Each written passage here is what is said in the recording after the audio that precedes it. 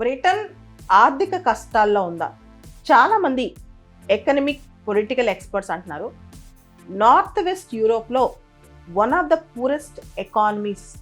అంటే వెస్ట్రన్ యూరోప్లో బ్రిటన్ చాలా పేద ఆర్థిక వ్యవస్థ అయిపోతుంది. ఇది నిజమా? అసలు బ్రిటన్ ఎందుకు అంత కష్టాల్లో ఉంది? వేజెస్ బాగా పడిపోవటం, వేతనాలు పడిపోవటం, 2023 లాస్ట్ ఇయర్ ఇన్ఫ్లేషన్ బాగా పెరుగుతుండటం, అంతేకాదు అక్కడ అన్ఎంప్లాయ్మెంట్, నిరుద్యోగం అన్నమాట.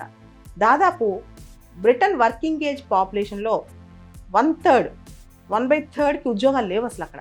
ఇన్ఫ్యాక్ట్ చెప్పాలంటే 10 మిలియన్ పీపుల్ అక్కడ నిరుద్యోగంతో బాధపడుతున్నారు, ఉద్యోగాలు లేవు. దాంతోపాటు అక్కడ క్వాలిటేటివ్ ఎడ్యుకేషన్ కానీ హెల్త్ కేర్ కానీ, అంటే గవర్నమెంట్ విద్యా వ్యవస్థ మీద, ఆరోగ్య వ్యవస్థ మీద స్పెండింగ్ తగ్గించేసింది. నేషనల్ హెల్త్ సర్వీస్ అని చెప్పి అక్కడ చాలా గొప్ప సర్వీస్ ఉందన్నమాట. దాన్ని నాశనం చేసేసారు ఇప్పుడున్న ప్రభుత్వం.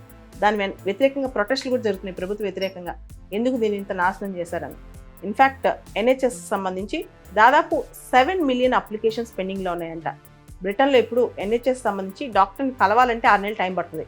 నీకు చిన్నది ఏదైనా పెద్దదైనా సరే డాక్టర్ని కలవాలంటే టైం పడుతుందంట. ఇలా 1-2 కాదు, గవర్నమెంట్ స్పెండింగ్ వెల్ఫేర్లో బాగా తగ్గిపోవటం, గవర్నమెంట్ దగ్గర డబ్బులు లేకపోవటం, ఇన్వెస్ట్మెంట్స్ లేకపోవటం, ఇలా బ్రిటన్లో క్రైమ్ రేట్ ఇవన్నీతో పాటు అక్కడ ఇమిగ్రెంట్స్ ఎక్కువైపోయి హౌసింగ్ క్రైసిస్ వచ్చి బాగా నేరాలు పెరిగిపోయాయి. సాయంత్రం 5-6 గంటల తర్వాత రోడ్ల మీద నడవాలన్నా భయపడుతున్నారంట. యూకేలో లండన్ కాకుండా, అంటే లండన్ సిటీ కాకుండా మిగతా ప్రాంతాలు చూస్తే అమెరికాలో పూరెస్ట్ స్టేట్స్ కొన్ని ఉన్నాయి, మిస్సిసిపి లాంటివి. అంతకంటే దౌర్భాగ్యంగా ఉందంట పరిస్థితి. వీటన్నిటికీ కారణాలు ఏంటి? యూకే అంటే ఇప్పుడు చాలామంది లండన్ అంటే ఫినాన్షియల్ క్యాపిటల్, లండన్కి వెళ్తే ఏదైనా చేయొచ్చు, మనం ఎంతైనా ఆర్థికంగా ప్రగతి సాధించవచ్చు, ఇలా ఆలోచన ఉన్న వాళ్ళందరూ కూడా ఇప్పుడు లండన్లో ఉండేవాళ్ళు కూడా ఆలోచిస్తున్నారు, ఏంటా ఈ కష్టాలు, ఎందుకు ఇక్కడ వ్యాపారాలు ఉద్యోగాలు అని చెప్పి. అసలు ఇటువంటి పరిస్థితి యూకేకి ఎందుకు వచ్చింది? బ్రిటన్ ఎందుకు ఇంత దారుణంగా ఆర్థిక వ్యవస్థలో ఇబ్బందులు పడుతోంది? ఒక్కసారి మనం దీన్ని ఆలోచించాలి, ఒక్కసారి దీని మీద చర్చించాలి కూడా. బ్రిటన్లో ఆకలితో ప్రజలు ఫుడ్ బ్యాంక్స్, ఉచితంగా ఫుడ్ ఎక్కడ దొరుకుద్దో అక్కడ బారులు తీరుతున్నారు. ఇల్లు దొరకట్లేదు, అద్దెలు విపరీతంగా పెరిగిపోయాయి. ఇక్కడ గత 15 సంవత్సరాలు, అంటే 15 సంవత్సరాల క్రితం ఎంత వేజెస్ ఉన్నాయో రియల్ వేజెస్ అనేవి అంతకంటే ఇప్పుడు తక్కువే ఉన్నాయంట. అంతేకాదు ఇన్ఫ్లేషన్ లాస్ట్ ఇయర్ విపరీతంగా పెరిగిపోయింది. గవర్నమెంట్ ఈ సంవత్సరం బాగా తగ్గిందని చెప్తున్నా, లాస్ట్ ఇయర్ మాత్రం విపరీతంగా పెరిగిపోయింది. దాంతో ఇళ్లలో ఉండేవాళ్ళు అద్దెలన్నీ ఎక్కువ కట్టాలి, లేకపోతే ఇల్లు ఖాళీ చేసేయాలి. ఇంకొక పక్క education, per capita education spending, government ఒక్కొక్క పిల్లవాడి మీద, విద్యా వ్యవస్థ మీద స్పెండింగ్ చేసే దానిలో 14 సంవత్సరాల క్రితం ఎంతైతే స్పెండ్ చేస్తుందో అంతకంటే కూడా ఇంకా తక్కువే స్పెండ్ చేస్తుంది, కానీ ఎక్కువ స్పెండ్ చేయట్లేదంట. అంటే ఓ పక్క గవర్నమెంట్ వెల్ఫేర్ మీద స్పెండింగ్ తగ్గిపోయింది. నేషనల్ హెల్త్ సర్వీస్ NHS సంబంధించి కూడా చూస్తే కనుక అక్కడ 7 మిలియన్ల కేసులు పెండింగ్లో ఉన్నాయంట. అంటే ఒక పక్క హెల్త్ ఎడ్యుకేషన్ మీద స్పెండింగ్ తగ్గిపోయింది, దాంతో క్వాలిటీ ఆఫ్ వెల్ఫేర్ అనేది అక్కడ లేదు. వెల్ఫేర్ స్పెండింగ్ తగ్గిపోయింది, ఇంకో పక్క రియల్ వేజెస్ పెరగట్లేదు, ఇంకో పక్క ఇన్ఫ్లేషన్ పెరిగింది. ఇవన్నీ తట్టుకోలేక అక్కడ ప్రజలు ఇబ్బడి ముబ్బడి అయిపోతున్నారు. సామాన్య ప్రజలు అయితే చాలా చాలా కఠినమైన పరిస్థితిలో ఉన్నారంట బ్రిటన్లో. దాదాపు 4.3 మిలియన్లు, 4.3 మిలియన్ చిల్డ్రన్ అక్కడ పేదరికలో ఉన్నారు. అదే మనం 10 ఏళ్ల క్రితం, 15 ఏళ్ల క్రితం చూసుకుంటే కనుక 3.5 మిలియన్ చిల్డ్రన్ పేదరికలో ఉంటే ఇప్పుడు 4.3 మిలియన్ ఉన్నారు. అంటే దాదాపు 43 లక్షల మంది పిల్లలు, చిన్న పిల్లలు అక్కడ పేదరికంలో అలమటిస్తున్నారంట. ఇక్కడ ఒక ఉదాహరణ చెప్పుకుంటే అక్కడ బేసిక్ నెసెసిటీస్, కనీస అవసరాలు, ఉదాహరణకి అక్కడ హీటింగ్, అంటే వేడి అనేది, అక్కడ చలి దేశం కాబట్టి హీటర్కి ఇంతకు ముందు రష్యా ఉక్రెయిన్ వార్ స్టార్ట్ కాకముందు నెలకి దాదాపు 50 పౌండ్స్ అవుతుంటే ఇప్పుడు దాదాపు 200 పౌండ్స్ పైన ఖర్చు అవుతుందంట. ఒక ఆవిడ వాపోయిందనమాట ఒక వీడియోలో, నేను రేషన్ నా పిల్లోడికి అన్నం పెట్టుకోవాలా, హీటింగ్ కోసం డబ్బులు ఖర్చు పెట్టుకోవాలా, దేనికోసం డబ్బులు ఖర్చు పెట్టుకోవాలి, నా ఇంట్లో నేను ఫ్రీజ్ అయిపోతున్నాను, హీటర్ ఆపరేట్ చేసుకోలేక, అంత డబ్బులు నాకు లేక అని చెప్పి వాపోతున్నారు అనమాట. అంటే ఇలాంటి కష్టాలు కూడా అక్కడ ప్రజలు చూస్తున్నారు. బ్రిటన్లో లండన్ తర్వాత పెద్ద టౌన్ బర్మింగ్హామ్. అక్కడ లోకల్ మున్సిపాలిటీ రీసెంట్గా ఒక అనౌన్స్మెంట్ చేస్తుంది, మేము దివాళా తీసేసాం, నాన్ ఎసెన్షియల్ ఏదైతే అత్యవసరం లేదో ఆ స్పెండింగ్ అంతా ఆపేస్తున్నాం అని చెప్పి. అట్లా లోకల్ గవర్నమెంట్స్ అక్కడ డబ్బులు లేక ట్యాక్స్ కలెక్షన్స్ లేక చాలా ఇబ్బంది పడుతున్నాయి. గవర్నమెంట్ స్పెండింగ్ చేయలేకపోతుంది అనమాట. అక్కడ మున్సిపాలిటీస్ కానీ స్థానిక ప్రభుత్వాల దగ్గర కూడా సరైన నిధులు లేవన్నమాట. దాంతోపాటు అక్కడ ప్రజలకి గత 70 సంవత్సరాల్లో పోలిస్తే కనుక మొత్తం 70 years కాలంలో పోలిస్తే హైయెస్ట్ ట్యాక్స్ బర్డన్, ఎక్కువ పనుంది. దేనికి చెల్లిస్తున్నారంటే వర్స్ట్ సర్వీసెస్. అసలు అక్కడ సేవలు బాలేవు, హెల్త్ కానీ ఎడ్యుకేషన్ కానీ పన్ను మాత్రం గత 70 ఏళ్ళలో ఇప్పుడే టాప్ అంట పన్నులు వేయటం. సో ఇవన్నీ ప్రజలు తట్టుకోలేకపోతున్నారు. ఇక బ్రిటిష్ ఆర్థిక పరిస్థితి చూస్తే debt to GDP ratio December 2023 నాటికి 101% టచ్ అయింది. అంటే 100% కన్నా ఎక్కువ ఉందన్నమాట డెట్ టు జీడిపి రేషియో. మొత్తం బ్రిటిష్ దేశం యొక్క అప్పు చూసుకుంటే 2.7 ట్రిలియన్ పౌండ్స్ అంట. దాదాపు 2.7 ట్రిలియన్ పౌండ్స్ల నేషనల్ డెట్ బ్రిటిష్ దేశం యొక్క అప్పు అంతుందంట. అసలు బ్రిటన్ ఇంత అప్పుల్లోకి ఎందుకు కూరుకుపోయింది? ఒకటి, బ్రెగ్జిట్ తర్వాత వీళ్ళు రకరకాల డీల్స్ చేసుకోవడంలో delay. 2, Covid. 3, Russia Ukraine war. దాంతోపాటు బ్రిటన్లో స్థిరమైన ప్రభుత్వాలు లేకపోవటం. ఇవన్నీ కూడా కారణాలుగానే కనిపిస్తున్నాయి. రష్యా ఉక్రెయిన్ వార్ మొదలైన తర్వాత రష్యా నుంచి ఆయిల్ కొనుక్కోవడం ఆపేసింది బ్రిటన్.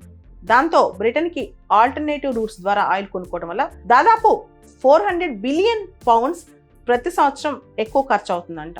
అసలు ఇంత దూరం రావడానికి బ్రిటిష్ ఆర్థిక వ్యవస్థ మూలాలు ఒకసారి చూద్దాం. లండన్ని మామూలుగా financial capital of the world అంటాం. లండన్లో అంటే బ్రిటన్లో ఎక్కువగా బ్యాంకింగ్ అండ్ ఫినాన్స్ సెక్టర్ బాగా అక్కడ ప్రమోషన్ చేశారు. ముఖ్యంగా ఇక్కడ యూకే ఈ ప్రాంతాల్లో సర్వీస్ సెక్టర్కి ఎక్కువ ప్రిఫరెన్స్ అనమాట. 82% of their GDP service sector అనమాట. అగ్రికల్చర్, మ్యానుఫ్యాక్చరింగ్ పూర్తిగా నెగ్లెక్ట్ అయిపోయినాయి. అయితే 2008-9 ఎకనమిక్ క్రైసిస్ వచ్చిన తర్వాత లండన్లో సర్వీస్ సెక్టర్ మీద గట్టి దెబ్బే పడింది. దాంతో అప్పుడున్న కన్జర్వేటివ్ పార్టీ ఈ బ్యాంకింగ్ సెక్టర్ సర్వీసెస్లో మేజర్గా వీళ్ళు దేనిపైన ఆధారపడ్డారంటే ఫినాన్షియల్ అండ్ బ్యాంకింగ్ సెక్టర్. అయితే ఎప్పుడైతే 2008-9లో ఎకనమిక్ క్రైసిస్ వచ్చిందో ఈ ఫినాన్షియల్ బ్యాంకింగ్ సెక్టర్ బాగా కుదేలైంది. దాంతో అప్పుడున్న కన్జర్వేటివ్ పార్టీ దాదాపు 141 బిలియన్ పౌండ్స్ రివైవ్ చేయడానికి స్టిమ్యులస్ ఇచ్చిందనమాట. దాంతోపాటు మొత్తం ఎకానమీని రివైవ్ చేయడానికి కూడా దాదాపు 31 బిలియన్ పౌండ్స్ ఆ టైంలో ఖర్చు పెట్టింది. ఈ ఖర్చులన్నిటితో అప్పులు బాగా పెరిగిపోయాయి. బడ్జెట్ డెఫిసిట్ వచ్చింది. ఎంత డెఫిసిట్ వచ్చిందంటే World War IIలో అంటే సెకండ్ వరల్డ్ వార్ టైంలో ఏదైతే బడ్జెట్ డెఫిసిట్ వచ్చిందో అంతకంటే హై డెఫిసిట్స్ వచ్చాయి. ఇంకా అక్కడి నుంచి తట్టుకోలేకపోయింది British economy. Austerity measures start అయ్యాయి. అంటే డబ్బులు స్పెండింగ్స్ తగ్గడం మొదలైంది. 2010 నుంచి కూడా స్లోగా ఖర్చు తగ్గించటం, స్పెండింగ్ కట్స్ చేసింది. దేని మీద స్పెండింగ్ కట్ చేసింది? హెల్త్ కేర్ మీద, అంటే NHS మీద, హెల్త్ కేర్ మీద, ఎడ్యుకేషన్ మీద, హౌసింగ్ మీద, courts, police, transport, libraries, prisons, ఏదైతే పబ్లిక్ లైఫ్ని క్వాలిటేటివ్గా ముందుకు తీసుకెళ్తాయో వాటి మీద స్పెండింగ్ కట్ చేసేసింది. సో దానివల్ల ఏమైంది? నెక్స్ట్ తరానికి ఎఫెక్ట్ పడిపోయింది. So proper health care services లేవు, ప్రాపర్ ఎడ్యుకేషన్ సర్వీసెస్ లేవు. ఇవన్నీ తగ్గిపోయినాయి బ్రిటన్లో. 2010 నుంచి 2019 మధ్య దాదాపు హెల్త్ కేర్ కానీ ఎడ్యుకేషన్ కానీ ఏదైతే వెల్ఫేర్ స్పెండింగ్స్ ఉన్నాయో దాదాపు 30 బిలియన్ పౌండ్స్ స్పెండింగ్ తగ్గించేసింది. రీసెంట్గా UN ఒక మాట ఉందన్నమాట. ఈ health care spending, education spending, ఇలాంటి స్పెండింగ్, వెల్ఫేర్ స్పెండింగ్ తగ్గించడం వల్ల UK is pushing people in to poverty. UK ప్రజల్ని పేదరికంలోకి నెట్టేస్తుంది, వాళ్ళ సఫరింగ్ని పెంచేస్తుందని చెప్పిందనమాట.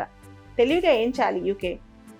ఏదైతే మనీ జనరేట్ చేయాలో, ప్రొడక్టివిటీ జనరేట్ చేయాలో, ఉత్పాదకత జనరేట్ చేయాలో, డిమాండ్ జనరేట్ చేయాలో అవన్నీ చేయకుండా స్పెండింగ్ తగ్గించే మనల్ని తీసుకొచ్చింది. దాంతో రియల్ వేజెస్ పడిపోయాయి.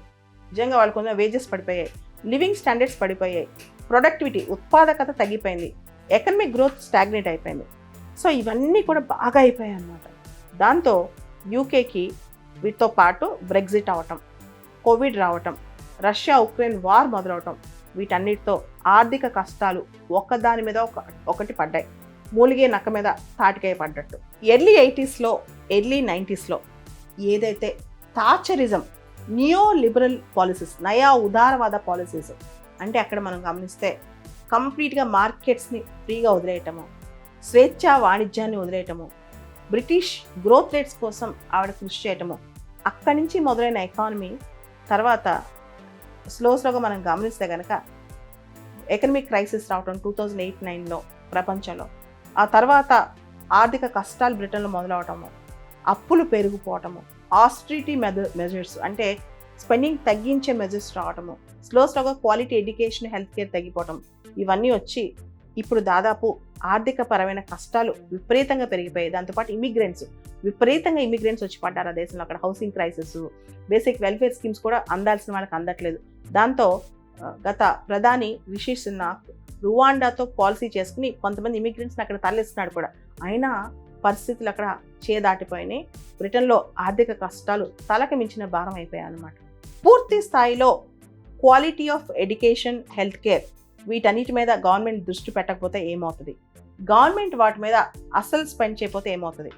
ఉదాహరణకి బ్రిటన్లో NHSలో 7 మిలియన్ల కేసులు పెండింగ్లో ఉన్నాయి. అంటే పీపుల్ చాలామంది సిక్ అవుతున్నారు, వాళ్ళకి సరైన హెల్త్ కేర్ అందట్లేదు, క్వాలిటీ ఎడ్యుకేషన్ అందట్లేదు. దాంతో వాళ్ళు పని చేయలేకపోతున్నారు. దాంతో వాళ్ళ ఆదాయం పెరగట్లేదు. ఆదాయం పెరగకపోతే వాళ్ళ స్పెండింగ్ పెరగదు. స్పెండింగ్ పెరగకపోతే ఎకానమీ, ఆర్థిక వ్యవస్థ అనేది స్టాగ్నేట్ అయిపోద్ది అనమాట. దాంతో గవర్నమెంట్ వాళ్ళ ఖర్చులకు ఇవ్వదు, గవర్నమెంట్ స్పెండ్ చేయదు. దాంతో సర్వీసెస్ కానీ మ్యానుఫ్యాక్చరింగ్ కానీ ఏది ముందుకెళ్ళవన్నమాట. ఓవరాల్గా ఇది ఒక విషియస్ సైకిల్ అని చెప్పొచ్చు. ఇప్పుడు బ్రిటన్ ఆ విషియస్ సైకిల్లో పడిపోయింది. దీంతో బ్రిటన్ ఎలా బయటికి రావాలనేదే పెద్ద క్వశ్చన్ అనమాట.